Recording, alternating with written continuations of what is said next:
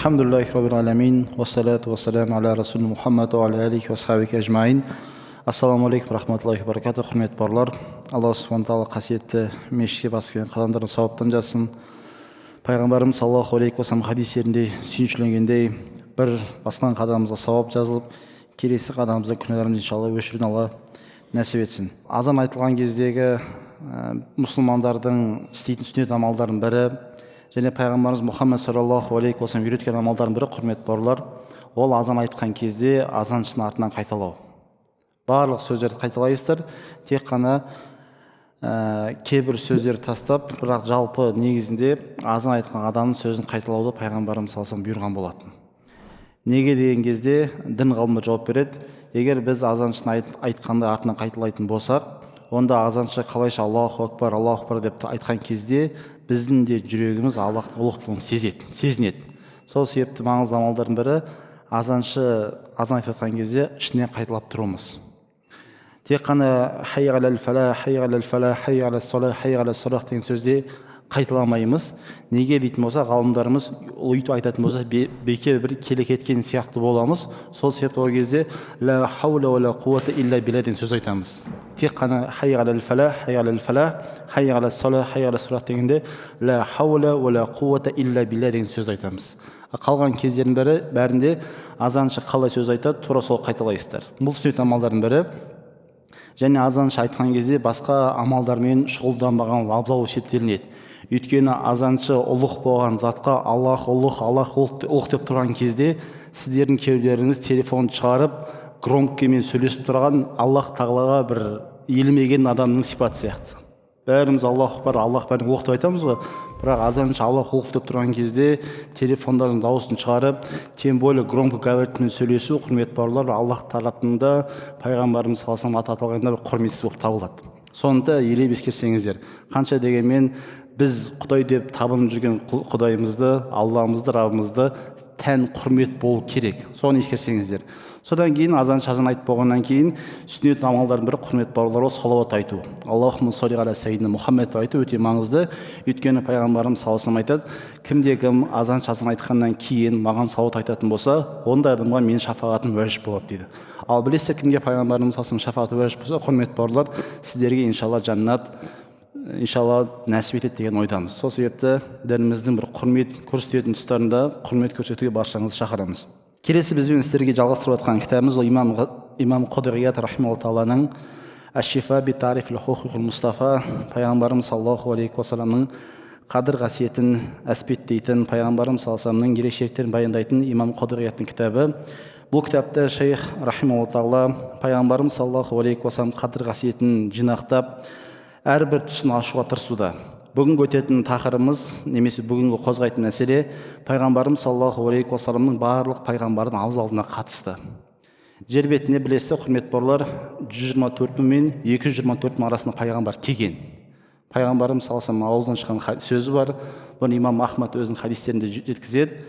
Жер бетіне Алла тағала 124 мен 224 арасында пайғамбар келген. Осыны біз жалпы сенеміз, жалпылай. Бірақ 25 пайғамбарға біз нақты сенеміз. Өйткені Алла тағала қасиетті Құранда 25 пайғамбардың атын айтқан. Егер біз мұсылман ретінде осы аталған 25 пайғамбардың біреуін жоққа шығаратын болсақ, біздің иманымыз кемел болмайды. Өйткені білесіздер, иман дегеніміз, құрметті бауырлар, ол Аллахқа, кітаптардың және пайғамбарға иман келтіруіміз. Мысалы үшін сіздер, мен Мұхаммедке иман келтірем, Адамға иман келтірем, Нухқа иман келтірем, бірақ Айса пайғамбарға иман келтірмеймін десеңіздер, онда сіз иманыңыз түгел емес. Алла тағала Құранда баяндаған, аттар аталған пайғамбарларға баршамыз иман келтіруіміз керек. Бұл біздің дініміздің кемелдігін білдіреді. Енді егер осы пайғамбарлар жер бетіне келген болса, осылардың арасында дәрежесі жағынан ұлы пайғамбарлар болған. Алла тағала Құранда улул азм деп атайды. Ерекше Алла тағала атаған 5 пайғамбар бар. Егер оның аттарына келетін болсақ, олар Нух пайғамбар, Ибрахим пайғамбар, Айса, Муса және пайғамбарымыз Мұхаммед саллаллаху алейхи уассалам. Бұларды ғылымда улул азм дейді, немесе ерекше құрметке ие болған 5 пайғамбарлар. Неге бұлар басқа пайғамбарға қарағанда ерекше құрметке ие, неге дәрежесі жоғары дейтін болсақ, өйткені бұл пайғамбарлар өз қауымынан дін насихаттау барысында өте көп қиыншылыққа тап болған пайғамбарлар. Алла тағала баяндағандай, осы пайғамбарлар ең көп қиыншылық көрген пайғамбарлар. Сәйкесінше бұларды Алла тағала осылайша дәрежесін көтерген. Алла тағала көптеген Құран аяттарында осы пайғамбарлардың абзалдығы жайлы айтады. Ал енді осы пайғамбардың арасында ең абзал бар ма деген кезде ғалымдарымыз бар деп айтады. Барша пайғамбарлардан да ең жоғарысы ғалымдарымыз ол пайғамбарымыз Мұхаммед саллаллаху алейхи уассалам деп айтады. Алла тағала қасиетті Құранда «Тилка русул фаддална баъдухум аля баъд». Бұл пайғамбарларды біз бірін екіншісінен абзал қылдық деп айтады. Жалпы пайғамбарларға жалпы иман келтіру керек болса, соның арасында абзалдығы жағынан көтеруге бола ма? Иә, көтеруге болады. Ол кім дейтін болса, ол Мұхаммед саллаллаху алейхи уассалам. Алла тағала пайғамбарымыз саллаллаху алейхи уассалам дәрежесін көтерген. Енді Алла тағала пайғамбарымыз саллаллаху алейхи уассалам дәрежесін қалай көтергенімізді қалайша байқауға болады дейтін болсақ, оған бізге Құран аяттары дәлел. Алла тағала қасиетті Құран былай деп айтады: «Уайза ахазна мин набиина мисақаху минка ва мин Нух». Алла тағала Құранда айтады: біз Мұхаммед сенен серт алдық дейді. Сосын барып Нух, Ибрахим, Муса, Иса кетеді. Бұл аяттың ерекшелігі неде қараңыздар, құрметті бауырлар. Алла тағала айтып жатыр: ей Мұхаммед, біз сенен серт алдық деп айтады. Және барып Нухтан, сосын Ибрахимнен, сосын Муса, сосын барып Иса деп айтады. Және бұл жерде мән беретін болсаңыз, құрметті бауырлар, пайғамбарымыз саллаллаху алейхи уассалам уақыт жағынан, келу жағынан ең соңғы, бірақ Алла тағала тіл қатқан кезде ең бірінші пайғамбар Мұхаммед саллаллаху алейхи уассалам атын атаған дейді. Мән беріп қарасаңыздар, ең соңғы пайғамбар ол Мұхаммед саллаллаху алейхи уассалам. Ал ең әуелгісі реттік санау үшін Нух болу керек. Бірақ Алла тағала бірінші пайғамбарым салсам, сосын барып Нухты, сосын Ибрахимді айтты. Неге деген кезде, өйткені пайғамбарым саллаллаху алейхи уассалам уақыт жағынан кейін келсе де, абзалдық жағынан барлық пайғамбардан абзал деп айтады. Және ақида саласы мамандар айтады: Алла тағаланың жаратқан жаратылыстардың ішіндегі ең абзал зат қайсы деген кезде ғалымдар арасында талас тартыс бар. Кейбіреулер Қағба дейді, кейбіреулер Құран дейді. Бірақ көпшілік ғалымдардың пікірі бойынша Алла тағаланың жаратқан жаратылыстардың арасында ең абзал ол пайғамбарымыз Мұхаммед саллаллаху алейхи уассалам. Және ғалымдарымыз айтады: жер бетіндегі де ең қасиетті жер телім ретінде ол пайғамбарымыз Мұхаммед саллаллаху алейхи уассаламның жатқан жері, яғни Мадина қаласындағы пайғамбарымыз саллаллаху алейхи жатқан жер бетінде ең қасиетті жер болып табылады. Неге дейтін болса, өйткені адамзаттың ардақтысы ең абзал пайғамбарымыз саллаллаху алейхи уассалам сол жерде жерленген болатын. Осы аятқа мән берсек, құрметті бауырлар, не айтқымыз келіп жатыр? Алла тағала пайғамбарымыз саллаллаху алейхи уассаламды уақыт жағынан кеш кетірсе де, бірақ абзалдық жағынан алға шығаруда. Осыған қатысты Омар ибн Хаттаб айтады бір күні пайғамбар салсаңдай: ей Аллахтың елшісі, менің әкем және шешем сіздің жолыңызда құрбан болсын. Қалайша Алла тағала сөз бастаған кезде, тіл қатқан кезде сізді бірінші айтады да, бірақ сіз уақыт жағынан кейін келгенсіз деп осы сұрақты Омар ибн Хаттаб пайғамбарымыз саллаллаху алейхи уассалам қояды. Сөзі пайғамбарымыз саллаллаху алейхи уассалам жауабы: би аби анта ум я Расулаллах, лақад балага мин фадилатика индаху анна ахлан нар юаддуна ан якуна атаука ва хум байна атбақика юазибун ва яқул я лайтан атан Аллаху атан Расул. Қараңыздаршы, Алла тағала Құранда баяндайды: тозаққа түскен адамдардың өкініштері болады. Алла тағаланың қасиетті Құранның ерекшелігі, құрметті бауырлар, кейбір кезде Құран аяттарында Алла тағала бізбен сіздерге мына жаннатқа кіретін адамдар мен тозаққа кіретін адамдардың арасында диалог жүргізеді. Бізбен сіз білмейміз оларды, бірақ Алла тағала сол жаннатқа кіретін адамдар мен тозаққа кіретін адамдардың арасында диалогтар келтіреді. Және Алла тағала кейбір Құран аяттарында сол тозаққа түскен адамдардың өкініштерін айтады. Қандай өкініш өзектерін дейді, сол жерде баяндайды. Мысалы үшін Алла тағала Құранда бізбен сіздерге жаннатқа кіретін адамдар мен тозаққа кіретін адамдар арасында диалог келтіреді. Былай деп айтады: жаннаттық адамдар тозақ адамнан сұрайды: мә салахакум сақар, ей тозақ иелері, сендердің тозаққа түсу не нәрсе себепкер болды деп айтады. Сөз тозақ иелерінің жауаптары: ләм наку минал мусаллин, біз намаз оқымайтын едік дейді. Олардың жауаптары, құрметті бауырлар, намаз оқымайтын едік деп айтады. Және Алла тағала бұл жерде түсінікті үшін айтсайық, құрметті бауырлар, біздің ахлу сүнна сену бойынша намаз оқымайтын адамдар кәпір болмайды. Алла тағаланың құзы мұсылман. Егер намаздың парыз екенін мойындаса, бірақ жалқаулықпен басқа намаз оқымаса, бірақ Аллах бір пайғамбар растап сөйлетін болса, кәпір емес. Бірақ бұл жерде адамдардың тозаққа түсуіне себепкер болған нәрсе, біздің ғалымдардың түсіндіру бойынша, ол намазды парыз деп мойындамаған адамдар тозаққа кіреді. Ал намаз оқымайтын адамдар жалқаулықпен басқа бір оқымаса, ондай адамдар фасық деп аталады, күнәһар адам деп аталады, бірақ ол адамдар біздің өлшем бойынша кәпір адам емес. Намаз оқымайтын адамдар ахлу сүнна сенім бойынша кәпір емес. Бірақ бұлардың тозаққа кетуіне себепкер болған нәрсе намаздың парызын мойындамау. Тура сол сияқты Алла тағала тозақ иелерінің өкініштерін жеткізеді. Сол тозаққа түсетін адамдардың өкініштері не болса, былай деп айтады: Я лайтана атағана Аллаху атағана Расул. Әттеген-ай, әттеген-ай, біз дүние тіршілігінде пайғамбарымыз Мұхаммед саллаллаху алейхи вассалам атына ергенде еді, Аллахтың бұйрықтарын орындағанда еді, біз тозақтың өкілдерінен болмайтын еді деп, олардың өзектері жейді екен. Осы жерде мән берсеңіздер, қарасаңыздар, олардың өзектерін жеген нәрсе тозаққа түскен кезде пайғамбарымыз Мұхаммед саллаллаху алейхи вассалам артынан ермеген себепті.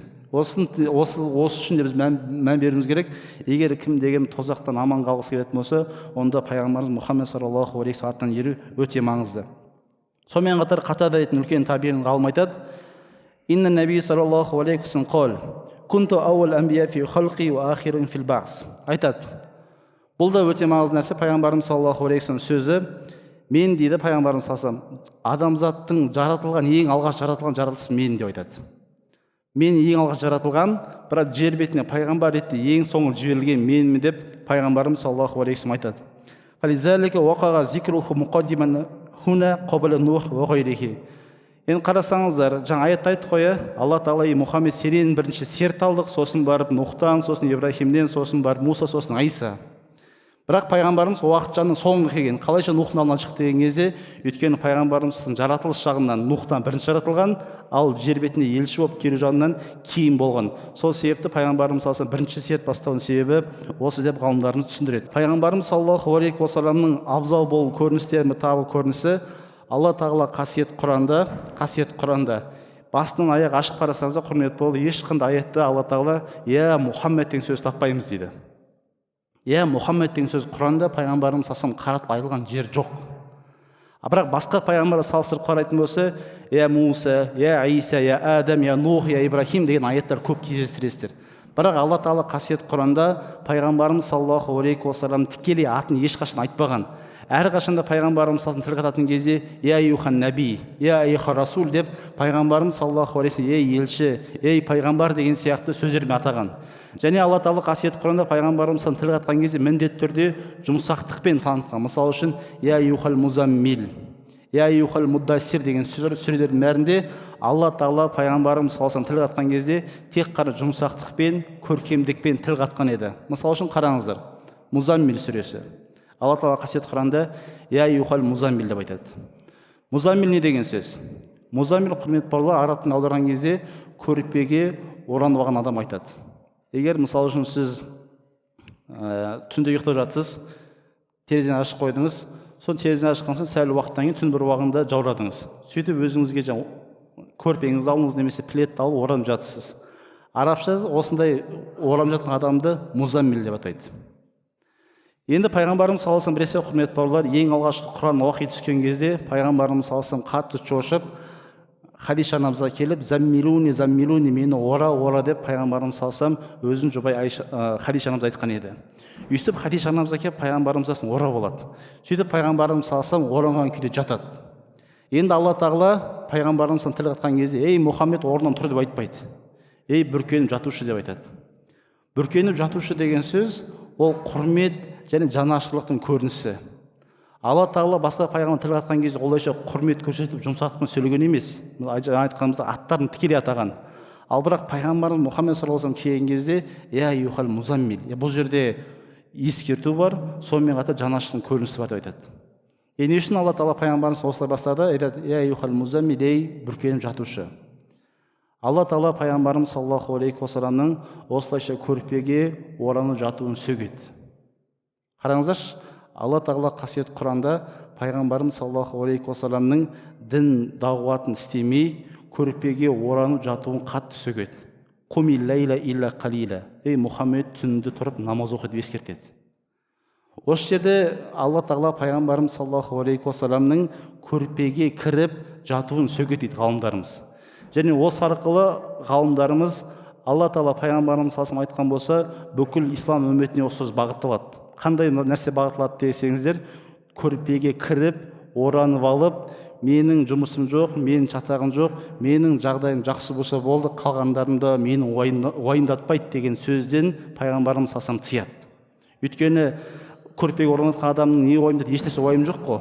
Менің жатқан жерім жылы, зона комфортта жатырмын, дін мәселесі, дауат мәселесі мені қызықтырмайды деген сияқты көріністе болады. Бірақ Алла Тағала пайғамбарымыз Мұхаммед сен олай істеме, сен орнынан тұр да дін жұмысын істе деп айтады. Және пайғамбарымыз саллаллаху алейхи уассалам осылайша діріліп жатқан кезде, уайымдап жатқан кезде Алла Тағала пайғамбарымыз тұруға бұйырады. Кейіннен пайғамбарымыз саллаллаху білесіздер, Мудассир деген сүре бар. Мудассирда ол да оранып жатушы деген мағына білдіреді. Пайғамбарымыз саллаллаху алейхи ва саллям, я юхал мудассир құм фа әңзир, ей Мұхаммед, оранып жатушы тұр да ескерт деп айтады. Бұған да мән берсеңіздер, Алла Тағала пайғамбарымыз саллаллаху қайтадан оранып жатушы, бүркенуші деген сөздерін айтады. Бұл деген сөз, құрметті бауырлар, құрмет, ерекше көңіл бөлудің көрінісі болып табылады. Сол себепті егер біз пайғамбарымыз саллаллаху алейхи уассалам қатысты Құран аяттан жырайтын болса, ешқандай жерде пайғамбарымыз саллаллаху алейхи Алла Тағала тікелей Мұхаммед деп айтқан кездестірмейміз дейді. Егер жалпы Құран бастан ашып қарайтын болсаңыздар, Құранда пайғамбарымыз саллаллаху алейхи аты 4 рет келеді, Мұхаммед деген атпен. Бір рет Ахмад деген атпен келеді. Жалпы 5 жерде пайғамбарымыз саллаллаху алейхи аты ашық айтылады. Сол жердің бірінде Ахмад, қалған жердің бәрінде Мұхаммедтен келеді. Бірақ ол жердің ешқайсында қаратпа мағына, ей Мұхаммедтің сөзбен келмейді. Барлық жерде Алла Тағала пайғамбарымыз саллаллаху алейхи вассалам тек қана құрмет формасында ғана айтады. Бұл деген не нәрсе, құрметті бауырлар? Егер Алла субхана тағаланың өзі пайғамбарымыз Мұхаммед саллаллаху алейхи вассалам осылайша құрмет көрсеткен болса, егер Алла Тағаланың өзі пайғамбарымыз осылайша құрмет көрсеткен болса, біз бен сіздерде пайғамбарымыз саллаллаху алейхи вассаламға шамамыз келгенше өзіміз деңгейде құрмет көрсетсек, сол бір құрметтің деңгейі пайғамбарымыз саллаллаху алейхи вассалам жайлы сөз қозған кезде, пайғамбардың хадис айтылған кезде, мешітте пайғамбар жайлы уағыз айтып жатқан, пайғамбарын насихаттап жатқан кісімен сөз таласпай отырсаңыздар. Енді әрбір дәрісте айтамыз, пайғамбарға құрмет керек, пайғамбардың хадисіне құрмет көрсетсеңіздер деп сөз айтылады, бірақ адамдар неге қасарысатынын түсінбеймін. Мен қазір сөз айтып жатсам, тағы да қасарысып отыр. Мен осы сөз сөйлесем, тағы қасарысады. Құрметті бауырлар, Алла Тағала қасиетті Құранда айтады ғой, «Ома каналлаху муазибухум ва анта фихим». Алла Тағала оларды азаптамайды, егер сен олардың іштерінде болсаң дейді. Яғни пайғамбарымыз саллаллаху қашан біздің ішімізде болады, Аллахтың өзі бізге азап келмейді. Пайғамбарымыз саллаллаху алейхи вассаламға сахабалардың құрметті бауырлар, Алла елші сөз сөйлеген кезде бастарында құс тұрған сияқты тып-тыныш отырған екен. Пайғамбарға құрмет осындай болған. Тіпті осындай мәжілістен бірінде имам Малик рахимахуллаху тағала сабақ беріп жатқан кезде Харун Рашид дейтін патша кіріп келеді. Патша кіреді, дауысын көтереді. Сол кезде имам Малик айтады, ей патша, сен дауысын неге пайғамбардың дауысынан қатты шығарып жатсың дейді. Өйткені имам Малик рахимахуллаху тағала Муатта дейтін хадис кітабын жинақтаған үлкен ғалым, хадистен сабақ беріп жатыр. Ал хадис ол пайғамбарымыз саллаллаху алейхи вассаламның сөзі. Алла Тағала қасиетті Құранда айтады, я аyyuhallazina аману ла тарфа асватум фауқа саути наби. Иман кетіргендер, сендердің дауыстарың пайғамбардың дауыстан қатты шықпасын дейді. Яғни хадис айтылған кезде ол пайғамбардың сөзі. Пайғамбардың сөзі айтылған кезде басқаның сөзі қатты шықпау керек. Алла Тағала аят жалғасында, егер сендердің дауыстарың пайғамбар дауысынан қатты шығатын болса, онда бүкіл амалдарың құрып кетеді дейді. Тіпті егер қасиетті Мадина қаласына барған болсаңыздар, пайғамбарымыз саллаллаху алейхи вассалам қабірдің үстінде жазылып тұрады, пайғамбардың дауыстарынан сендердің дауыстарың қатты шықпасын деп. Осы аят түскен кезде кейбір сахабалар, әсіресе құлағы естімейтін керең сахабалар үйлерінен шықпай қойған екен. Неге деп сұраған кезде, мен кереңмін, құлағы естімейтін адамдар білесіздер, олар дауыстарын көтеріп сөйлейді. Мен қорқам дейді, пайғамбардың мәжілісіне барып, дауысым қатты шығарып сөйлей қойып, сөйтіп әлгі аяттағы адам болып қаламын деп қорқам дейді. Өйткені Алла Тағала Құранда пайғамбардың дауыстан қатты шығарман деп айтқан еді. А мен болсам құлағым естімейді, қатты сөз сөйлеймін, сөйтіп мен даусым пайғамбардың даусынан қатты шығады да, сөйтіп Алла Тағала айтқандай хабитат амал, сен амалдан құрып кетеді, аятқа кірем деп қорқады сахабалар. Осылайша құрметті бауырлар, мен сіздерге айтқым келеді, біз айтып жатқан дүние пайғамбарға деген құрмет. Мен айтып жатқан нәрсе Аллахтың сөзі және пайғамбардың сөзі. Қалайша бұл үмметтің сахабалары құрметке ие болды, өйткені пайғамбарды құрметтеген еді.